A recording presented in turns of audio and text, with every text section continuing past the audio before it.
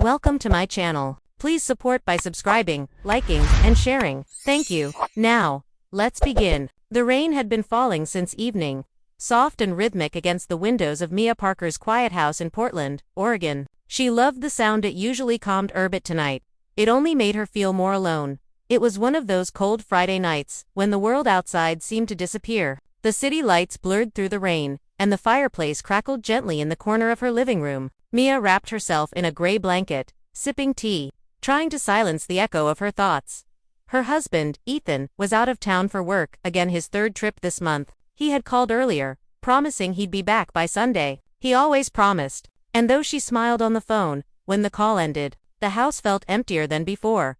Mia wasn't lonely because she was alone. She was lonely because she missed feeling seen. She walked upstairs, her soft steps echoing through the quiet hallway. The bedroom lights glowed warmly, and the faint scent of Ethan's cologne lingered on his pillow. She smiled faintly, running her hand across the empty side of the bed. Another night, she whispered to herself. But as she climbed into bed, pulling the blanket close, something unexpected happened. She felt warmth on the other side of the bed. Her heart skipped. It wasn't just the leftover heat from the blanket. It felt present. She froze, listening. The rain outside, the ticking clock, her heartbeat. Everything felt louder. Slowly, she turned her head, expecting to see the empty pillow. But something made her stop halfway. There was an indent on the bed. It looked like someone had just been lying there. Mia blinked, confusion stirring with a hint of fear. She wasn't the kind to believe in ghosts, and she definitely locked every door and window before coming upstairs. Still, that feeling of not being truly alone sent a wave of chills through her. She sat up, pulled the blanket tighter, and whispered, "Ethan." No answer. Her mind raced. Was she imagining it? Maybe it was just the way the light hit the sheets. She reached over, placed her hand on the indentation, and felt something unexpected. Warmth, not cold. Not the chill of empty space. Warmth. Her breath caught. Her eyes darted around the room. Everything was still in its place, his book on the nightstand, her journal beside it, a single framed photo of their wedding day smiling back at her. For a moment, Mia wondered if her heart was simply playing tricks, missing Ethan so much that she could almost feel him there beside her. But then came something even stranger, a soft, low whisper. "Mia." She turned sharply. "Who's there?" Her heart pounded. She glanced toward the doorway. The sound wasn't from the hall. It came from right beside her. She clutched the blanket, her voice trembling. "Ethan, is that?" But she stopped, because she realized that voice wasn't Ethan's. It was softer, familiar, yet not his. And then she remembered Daniel, her childhood friend, her first love, the one who had disappeared from her life years ago without explanation, the one she had tried to forget, but never fully could. Her breath hitched. Why was she thinking about Daniel now? Was it just loneliness stirring up old memories? Or something deeper, something that her heart still carried? She closed her eyes and whispered to herself, "It's just in my head." But then, as if answering her, she felt the faintest touch of warmth brushing her hand. Not harsh, not frightening, almost comforting. Mia's eyes snapped open. The room looked the same, empty, still, safe. And yet, that feeling of presence lingered. For the first time in a long time, her heart didn't feel hollow. Instead, it felt full of memories, of longing, of questions she never dared to ask herself out loud. Was it possible that missing someone so deeply could make them feel close again? She reached for her phone on the nightstand and opened her old messages. There he was, Daniel Thompson. The last text from him was 3 years ago. "I'm sorry, Mia. I can't explain right now." She had never replied. Her finger hovered over his name. Something inside her whispered, "Don't." But another part, the part that remembered his laughter, his way of making her feel seen, whispered louder, "Do it." Before she could decide, the phone buzzed suddenly. A new message, from Daniel. Mia's heart nearly stopped. Her eyes widened as she stared at the screen. The message read, "Are you alone tonight?" Her hand trembled. How could he know? After all this time. And why now on a night she swore she felt him close? She didn't answer. Not yet. Her pulse raced, torn between fear and something she didn't want to admit, hope. As the rain outside grew heavier, she set the phone down and stared at the empty space beside her. The warmth was fading, but the feeling wasn't gone. Something was happening, something she couldn't explain but could feel. And deep down, Mia knew this was only the beginning. Because being alone at home didn't mean she was truly alone anymore. The rain hadn't stopped. It whispered against the window like a secret only the night could understand. Mia sat up in bed, still staring at her phone. The message from Daniel glowed on the screen like something out of a dream. "Are you alone tonight?" Her fingers hovered above the keyboard. What could she even say? "Yes, I'm alone in this quiet house thinking about someone I haven't spoken to in years." She sighed and put the phone face down on the nightstand, trying to calm her racing thoughts. But the warmth beside her still lingered, faint, almost like a memory trying to become real. Her mind drifted back to the last time she had seen Daniel. It was at her college graduation party. He had been her best friend since they were teenagers, fun, kind, a little reckless, but always the one who made her feel alive. That night, under the soft summer lights, he had held her hand and whispered, "One day, Mia, I'll tell you everything I never could." And then he disappeared. No call, no explanation. Just gone. Years passed. She met Ethan, fell in love, built a life. Yet sometimes, on quiet nights like this, she still wondered what Daniel meant by everything. "I never could." Her phone buzzed again, breaking her thoughts. Another message. "Mia, please don't ignore me. I shouldn't text you, but I had to." Her heart skipped. Had to. She slowly picked up the phone and typed back before she could stop herself. "Daniel. Why now?" The typing dots appeared, then disappeared, then appeared again. "Finally, because I dreamed about you tonight. You looked sad, and when I woke up, I felt like you were right beside me." Mia froze. Her eyes moved from the screen to the other side of the bed, the same spot where she had felt warmth only minutes ago.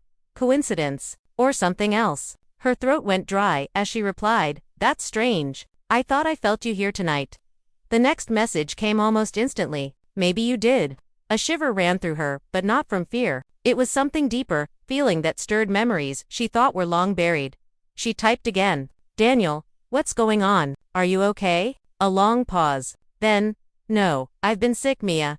I didn't want to tell anyone. I kept thinking I'd get better, but I guess I just needed to hear your voice again." Mia's chest tightened. The warmth in her bed faded to something else, now a quiet ache. She sat there, staring at his words, her mind spinning between past and present. Ethan had been distant for months, always traveling, always busy, but Daniel, he was the ghost of a chapter she never really closed. Her phone buzzed again. "Can I call you?" She hesitated. Everything inside her said no, it wasn't right. It wasn't fair. But her heart, that fragile, lonely part that still missed how he used to understand her without words, whispered yes. Her thumb pressed accept. "Mia." His voice was soft, deeper than she remembered, yet unmistakably his. She swallowed hard. "Daniel. It's been years."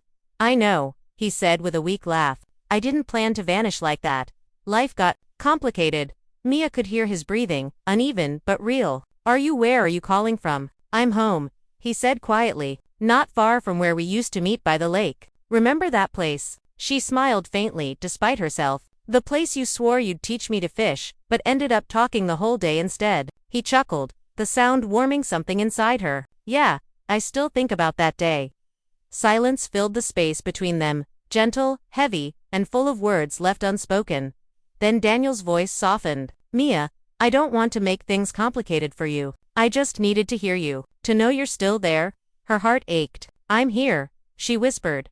For a moment, neither spoke. The rain fell harder outside, and the fire downstairs flickered out, leaving the room dim and quiet. "Mia," Daniel said finally, "do you ever feel like you made the right choices, but still wonder what could have been?" Her breath caught. "Sometimes," she admitted, "especially tonight." There it was, the truth, hanging in the air like the scent of rain. "Mia," he said, voice trembling, "if I told you I still think about you every single day, would that scare you?" She didn't answer. Her heart knew the truth, but her mind wasn't ready. She stared at the empty side of the bed again, remembering the warmth, the whisper, his name. Before she could respond, the call cut off. Static. Silence, then nothing. She called back. No answer. She texted. The messages didn't deliver. Her chest tightened. Something felt wrong. She opened her contacts, searching for his number again, but suddenly, it wasn't there. His entire conversation gone. Deleted, as if it never existed. Mia froze, her heart pounding in disbelief. No messages, no call log, no trace. But on the bed beside her, the indentation was back. And this time, she didn't feel afraid. She just whispered into the quiet, "Daniel." No reply. Just the faint, familiar scent of his cologne in the air. Tears filled her eyes. Maybe some connections don't fade. Maybe some hearts never stop reaching for each other. Even across impossible distance. She lay back down, her mind full of questions. Was it a dream, a coincidence? Or something more, something beyond explanation? And just as she closed her eyes, her phone lit up one more time. A single new message. No number. No name. Just 3 words. Don't be scared. Mia didn't sleep that night. Every time she closed her eyes, she heard his voice, soft, broken, almost like a goodbye. The house was still, except for the gentle hum of rain outside. The faint scent of Daniel's cologne still hung in the air, impossible to explain. And her phone. She couldn't stop staring at it. The message, "Don't be scared," was still there, glowing like a whisper from another world. But when she tried to call the number, it simply said, "Invalid contact." She sat on the edge of her bed, the clock ticking past midnight, her heart heavy with confusion and something deeper, longing. "Why now, Daniel?" she whispered. "Why after all this time?" Her thoughts swirled between reason and emotion. Maybe it was all in her head. Maybe she wanted to feel something again, anything after months of Ethan being away. But the warmth she'd felt earlier, the whisper, the message, it all felt too real. Mia wrapped herself in a blanket and walked downstairs. The fire had gone out hours ago, but she didn't turn on the lights. The moonlight spilled gently through the window, painting silver shadows on the floor. She picked up an old photo frame from the bookshelf, one from her college years. In the photo, she was laughing, a bright summer day behind her, and next to her stood Daniel, arm around her shoulder, smiling in that effortless way he always did. She ran her finger over his face. "You just vanished," she murmured. "And now you're back like a ghost, I can't forget." Then, her phone buzzed again. Mia jumped slightly, clutching it. A new message. This time, from an unknown number. "Mia, if you still remember the lake, meet me there tomorrow. I need to tell you the truth." Her breath caught. The lake, their place. But how could he message her again if the number was gone? She hesitated, heart pounding. It could be someone playing a cruel joke. Or, it could be Daniel. She typed back quickly, "Daniel, is this really you?"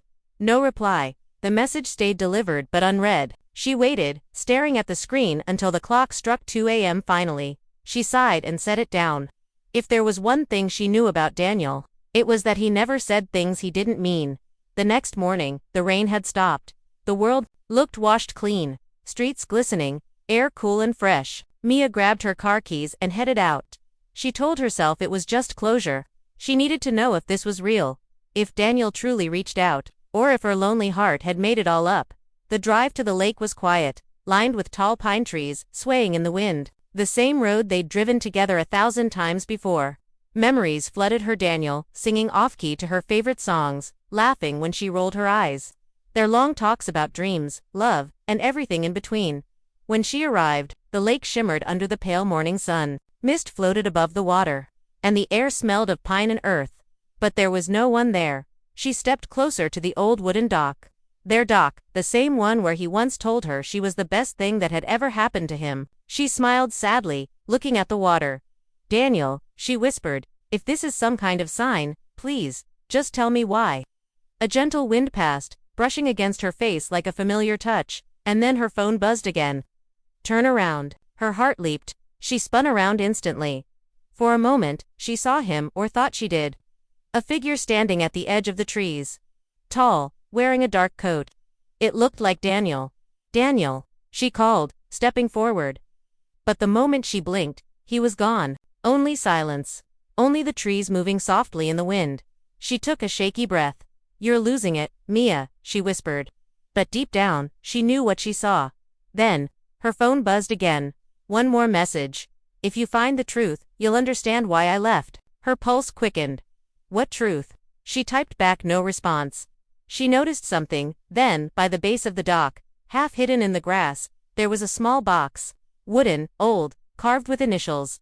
D.T. Daniel Thompson. Her hands trembled as she picked it up. Inside was a folded letter and a silver chain, the same one he used to wear in college. She unfolded the letter slowly. The paper was worn, the ink faded, but his handwriting was still unmistakable. "Mia, if you're reading this, it means I didn't get to tell you in person. I didn't leave because I stopped caring. I left because I was sick, and I couldn't stand the thought of you watching me fade. I thought distance would make it easier for you. Not for me. but it never did. I've carried you with me every day. If somehow you still think of me, please don't be sad. I don't know what waits beyond this life, but if love can cross time and distance, I'll find a way to keep you safe. Don't be scared, Mia. You were my peace. Always. Daniel tears fell silently down her cheeks. The words blurred before her eyes, but she read them again and again. Don't be scared. The same words from the message. The same feeling she had last night. She clutched the chain in her hand, holding it to her heart. For the first time, she understood. The warmth she'd felt, the whisper in the dark, the strange sense that she wasn't alone. He hadn't come back to haunt her. He came back to say goodbye. As the morning sun rose over the lake, Mia whispered through her tears, "Goodbye, Daniel, and thank you for finding your way back." The wind carried her words across the water, and for a moment, she felt that warmth again, soft, safe, and full of love. And then, as quickly as it came, it was gone. But Mia smiled through her tears. Because this time, she didn't feel alone. The days after finding Daniel's letter felt both heavy and light at the same time. Heavy, because Mia finally knew the truth. Daniel was gone, really gone, but light, because she finally understood why. He hadn't abandoned her. He had been protecting her from pain, even as he carried his own. Still, something lingered, a sense that his presence hadn't fully left. That night, Mia stood by her bedroom window, the lake's reflection still clear in her mind. The city lights glimmered outside, and for the first time in weeks, she wasn't afraid of the silence. She held Daniel's silver chain in her palm, the one she'd found in the box. When the moonlight hit it, it shimmered softly, as if alive. She whispered, "You kept your promise, didn't you? You found a way back." Just then, her phone buzzed. For a moment, her heart jumped, half hoping, half fearing. It was a message from Ethan. "Flight landed. Be home soon. Missed you." She exhaled deeply. Ethan, the man who'd been her steady ground. Even if distance had slowly carved quiet spaces between them. When he finally came home that night, she met him at the door. He looked tired, his usual mix of charm and exhaustion. "Mia," he said, dropping his bag and smiling faintly, "you're awake." She nodded, forcing a smile. "Couldn't sleep." He kissed her forehead and sighed. "I missed this place. Missed you." And for the first time in a while, she really looked at him, the small lines by his eyes, the faint scent of his cologne. So familiar, yet somehow distant. They sat on the couch together, talking softly about his trip. She listened, but part of her felt far away, not because she didn't care, but because she was seeing life differently now. Ethan reached for her hand. "You okay?" She hesitated, then said quietly, "I've been thinking a lot lately. About what really matters. About love. About what we forget to say when we still can." He frowned slightly, sensing the weight behind her words. Did something happen? Mia looked at him, at the man she'd promised her life to, and realized something profound. She still loved him, but she also understood that love could take many shapes, and sometimes, part of healing was learning to let go of what never truly left. She smiled faintly. "No, nothing happened. I just remembered someone who once taught me how precious life is." Ethan's expression softened. "You mean Daniel?" She froze. "How did you?" He gave a quiet nod. "You talked about him when we first met, how much he meant to you. You never mentioned what happened after." Mia swallowed hard. "I found out recently. He's gone." Ethan's eyes dimmed with genuine sympathy. "I'm sorry, Mia. I know what it's like to lose someone who mattered." Tears welled up in her eyes. "It's strange," she whispered. "Sometimes I still feel him around, like he's close." Ethan placed his arm around her. "Maybe he is. People we love don't really leave us. You know, they live in the way we remember them." She leaned against him, comforted by his warmth, but at that moment, something caught her eye. A soft flicker near the hallway mirror, a reflection, brief, but unmistakable. Daniel. Standing there, faint, smiling gently. Mia's breath caught, but she didn't move. For a split second, she thought she imagined it, but then she saw it. The small silver chain around his neck, the same one she held in her hand. She blinked, and he was gone. The chain in her palm glowed faintly, warm against her skin.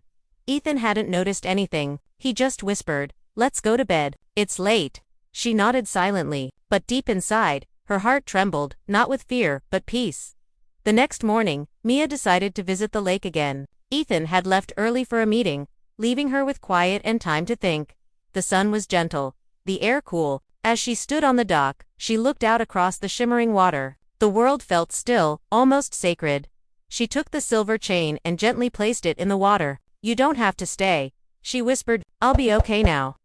For a moment, the water rippled softly, and she felt a breeze brush her hair. Gentle, familiar, loving. Then, as if in reply, a feather floated down from the sky, landing right beside her. White, soft, and perfect.